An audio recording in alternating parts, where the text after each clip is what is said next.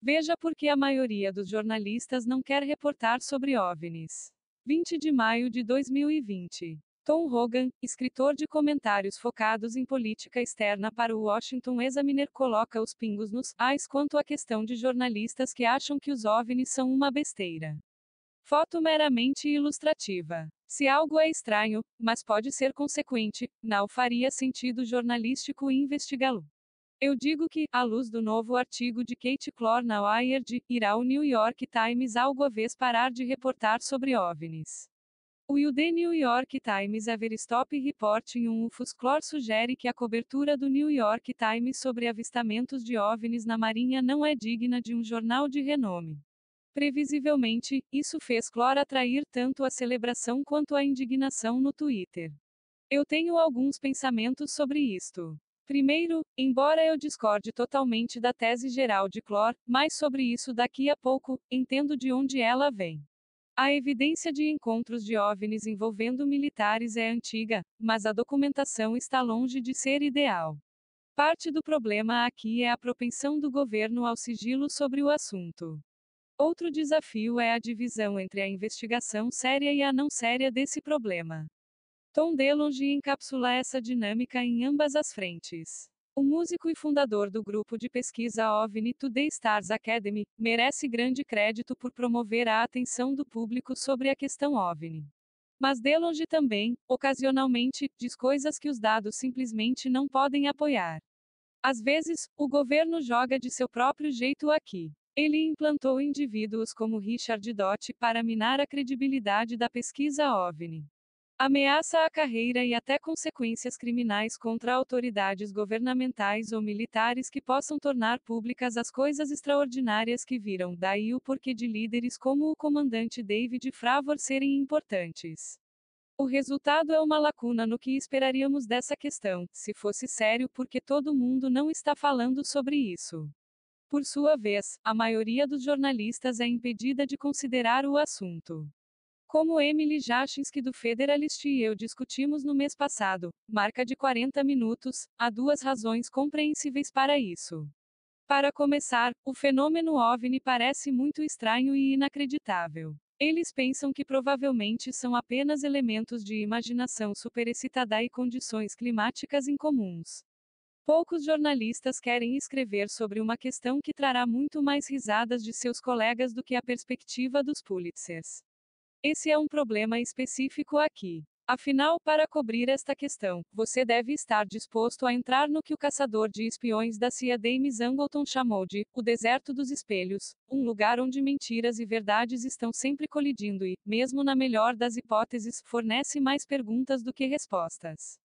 Um lugar onde milhares de indivíduos desde a Segunda Guerra Mundial, pessoas normais como Jesse Roestenberg que alegaram ter visto um OVNI em 1954 na Inglaterra, parecem honestas, mas não podem ser relatadas como tal na ausência de treinamento profissional em observação de aeronaves e dados de apoio. Essa é uma batida frequentemente repleta de evidências insuficientes. Os jornalistas têm boas razões para pensar que o coronavírus, os mísseis balísticos norte-coreanos ou as eleições de 2020 são muito mais importantes. Um desafio jornalístico final. Essa questão se enquadra nas questões de segurança nacional. Indivíduos que podem fornecer informações precisas sobre OVNIs tendem a ser muito poucos em número e muito díspares em suas bases de conhecimento. Encontrar essas fontes é muito difícil. É por isso que, por exemplo, os estudos de Robert Hastings sobre esse assunto é digna de um Pulitzer tardio. Hastings atraiu a linha de conexão crítica de avistamentos de OVNIs credíveis e de alta intensidade, começando em Los Alamos, Novo México, na década de 1940, a incidentes nas bases de ICBMS, sigla em inglês para mísseis balísticos intercontinentais, no ZEUA e na União Soviética na Guerra Fria, ao grupo de combate do porta-aviões Nimitz em 2004. É a história dos OVNIs sendo particularmente predominante em torno de locais nucleares e, mais particularmente, de armas nucleares.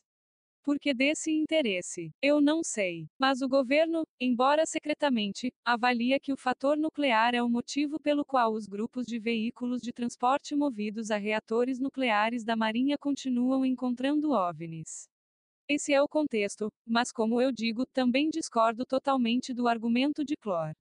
Ele está totalmente incorreto quando diz que, em todos esses relatórios sensacionais, não há um pio dos oficiais militares preocupados, e nem mesmo um apelo a uma investigação mais aprofundada dos agentes da segurança nacional. Você pode pesquisar na imprensa credenciada do setor de defesa, que cobre todas as políticas do Pentágono, aquisições e âmbito de batalha em detalhes minuciosos, e dificilmente encontrará qualquer menção a OVNIs astutos que ameaçam os aviadores navais. Errado. Os militares não falam sobre esse assunto por dois motivos: ou eles não são informados sobre o assunto ou estão protegendo fontes ultra secretas relacionadas. Preocupações assim como, você sabe, a forma com que alguns OVNIs podem aparecer ao lado de nossas instalações nucleares, fazer coisas estranhas, depois pular em velocidades hipersônicas sem nenhuma fonte visível de combustível de aviação e manobrar de maneira a superar os jatos de combate mais manobráveis. Ah, e nesse ponto de manobra, fazer isso com resposta aparentemente inteligente ao movimento das aeronaves enviadas para interceptá-los. Se eles operassem em direção a intenções hostis, essas capacidades tornariam os esforços defensivos dos militares do EUA tão viáveis quanto um cubo de gelo na face do Sol. Visto que a Rússia, e provavelmente a China, estão tentando replicar tecnologias OVNI, aqueles que juraram nos defender veem alguma virtude em manter o amplamente desconhecido apenas assim. Isso não quer dizer que ninguém falará sobre esse assunto. Sim, pessoas como Fravor vão falar sobre o que viram e vivenciarão. Mas se você está falando sobre a análise governamental dos OVNIs, garanto que estará fora do registro. Tudo o resto será complicado ou silencioso, na melhor das hipóteses. Um exemplo dessa dinâmica pode ser visto na resposta que recebi em agosto passado, quando perguntei ao ex-secretário de Defesa Jim Mattis sobre os encontros com OVNIs da Marinha e outra questão não relacionada. Mattis me deu uma resposta simples, mas séria. Essas são questões que merecem mais tempo do que eu posso lhe dar agora. Merece mais tempo, não se traduz exatamente como, vamos interromper esta conversa maluca. E o que dizer sobre a ideia de que nenhum jornalista sério cobre essa questão?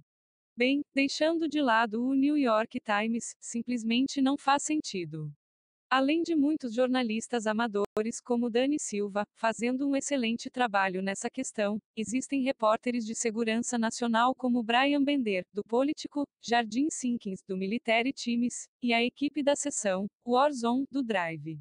Desafiado neste ponto, Clore sugeriu que os jornalistas de segurança nacional do Drive não são realmente jornalistas, mas na verdade, eles são. Mas a verdade subjacente é que jornalistas sérios levam isso a sério, não porque eles querem acreditar, mas porque os OVNIs testemunhados pela Marinha e um bom número de outros incidentes de OVNIs simplesmente não podem ser explicados com o que Clore chama de explicações prosaicas. Esses casos são convincentes precisamente porque as teorias convencionais foram eliminadas. No entanto, o argumento de Clore é problemático, mesmo onde possa parecer mais forte. Clore ataca o ex-chefe do antigo braço de investigação OVNI do Pentágono, Luiz Elizondo, por seus comentários a Tucker Carlson, da Fox News, de que o governo do EUA possui materiais de OVNI. Clore deturpa Elizondo dizendo que ele disse a Carlson que acreditava que o governo do EUA estava na posse de um OVNI real. Mas o que Elizondo realmente disse é que o governo do EUA tem materiais exóticos de OVNIs. E com relação a esses fragmentos, meu próprio trabalho de investigação me leva a ter certeza de que isso é verdade. Onde isso nos deixa? Bem, termino com a confiante conclusão de que a maioria dos OVNIs são nuvens, aeronaves ou, sim, balões. Mas alguns não são, e são bastante extraordinários. Em que planeta os jornalistas devem querer ignorar algo tão desconcertante, mas potencialmente consequente?